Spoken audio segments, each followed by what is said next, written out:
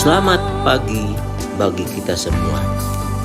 Saudara-saudara dalam Tuhan Yesus Kristus, mari kita mempersiapkan hati dan pikiran kita untuk mendengarkan siraman rohani di pagi hari ini. Kita berdoa. Kami bersyukur untuk berkat yang telah kami terima Tuhan di pagi hari ini. Kami telah menerima kesegaran dan kekuatan yang baru. Berkati kami Tuhan dengan firman-Mu yang akan kami dengarkan. Dan firman-Mu menjadi pelita dan tongkat dalam kehidupan kami. Dalam Yesus Kristus kami berdoa. Amin. Saudara-saudara dalam Tuhan Yesus Kristus, firman Tuhan, siraman rohani di pagi hari ini dari 2 Korintus 12 ayat 9. Tetapi jawab Tuhan kepadaku, cukuplah kasih karunia-Ku bagimu, sebab justru dalam kelemahanlah kuasa-Ku menjadi sempurna. Kekasih Kristus, kita sering mendengar sebutan blessings in disguise atau berkat-berkat di balik peristiwa. Artinya seseorang mendapatkan suatu manfaat yang menguatkannya, kendati pada mulanya dia merasakan peristiwa itu telah membuat dirinya menjadi seolah-olah jauh dari Tuhan. Namun seiring berjalannya waktu dia semakin menyadari ada makna, manfaat atau hikmah dari peristiwa itu yang menjadi motivasi serta membentuk karakter dan kepribadian tangguh dalam hidupnya. Sehingga yang pada mulanya seolah-olah dirinya telah ditimpa kesulitan yang besar, namun justru kesulitan itulah yang menempa dan membentuk dirinya dan bahkan membawa berkah serta semangat dan pengharapan baginya. Kekasih Kristus, demikianlah kesaksian yang dihadirkan oleh Rasul Paulus tentang anugerah yang diperolehnya dari Tuhan.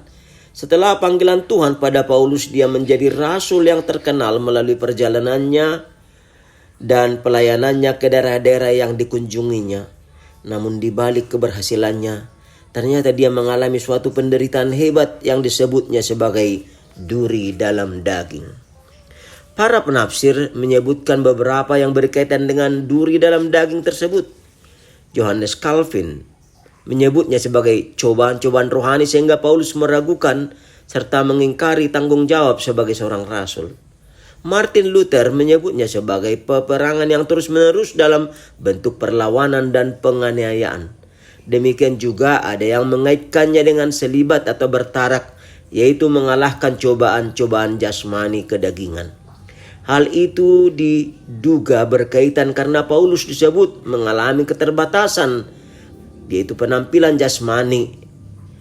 Ada yang menyebutnya penyakit ayan dan ada juga yang menyebut kesulitan melihat karena penyakit dan sakit kepala yang berat dan sangat menyusahkan, atau mungkin dengan sakit kronis lainnya. Penyakit, kesulitan apapun yang dialami Paulus, namun hal positif yang dilihat adalah cara pandangnya terhadap penyakit tersebut yang dihubungkan dan berkaitan dengan iman percayanya kepada Tuhan yang mengutusnya. Hal itu dimaknai karena relasi iman percaya terhadap Tuhan yang memberi jawaban sebagaimana yang tertulis dalam renungan saat ini. Kekasih Kristus, Tuhan memampukan Paulus dengan kasih karunia yang menjadi semangat dan kekuatannya dalam melayani Tuhan. Kekasih Kristus, apa yang dapat kita ambil hikmah dan peneguhan melalui firman Tuhan? Mari bertanya kepada diri, sudahkah berkat dan anugerah Tuhan hadir dan memenuhi hidupmu? Ketika seorang guru bertanya kepada muridnya dengan menunjukkan sebuah gelas yang diisi air dengan bertanya, apakah gelas ini setengah berisi atau setengah kosong? Apakah jawabnya?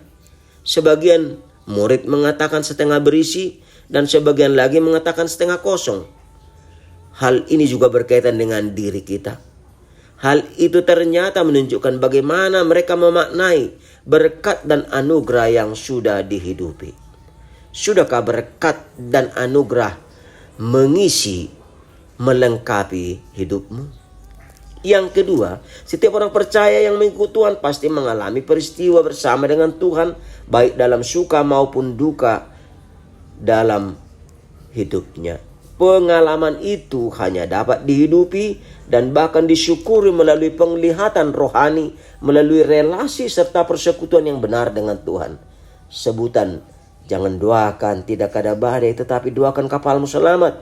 Mengingatkan setiap orang percaya bahwa bersama Tuhan bukan berarti hidup langsung nyaman dan kebutuhan langsung terpenuhi. Justru dalam pergumulan atau kesusahan, susah maupun derita, menjadi bagian yang membentuk hidup orang percaya, mengalami pertumbuhan rohani, serta menerima kekuatan dari Tuhan, sehingga setiap kesempatan, pengalaman, peristiwa menjadi peneguhan yang menopang, mengubah, membentuk, dan mampu melewatinya. Tantangan menjadi peluang. Karena itu, mari ikut sebagaimana Paulus menyaksikan dalam hidupnya. Dalam Filipi 4 ayat 13. Segala perkara dapat kutanggung di dalam Dia yang menguatkan aku. Amin. Kita berdoa, terima kasih kami ucapkan kehadirat-Mu Bapa. Firman-Mu telah meneguhkan kami melalui kesaksian Paulus yang telah menerima peneguhan dari Tuhan bahwa kasih karunia Tuhan melebihi dari segala apa penderitaan, kesusahan yang dialaminya, baik kelemahan, karena di dalam kuasa Tuhan dia dimampukan dan menjadi bermegah di dalam Tuhan. Terima kasih Tuhan untuk firman-Mu.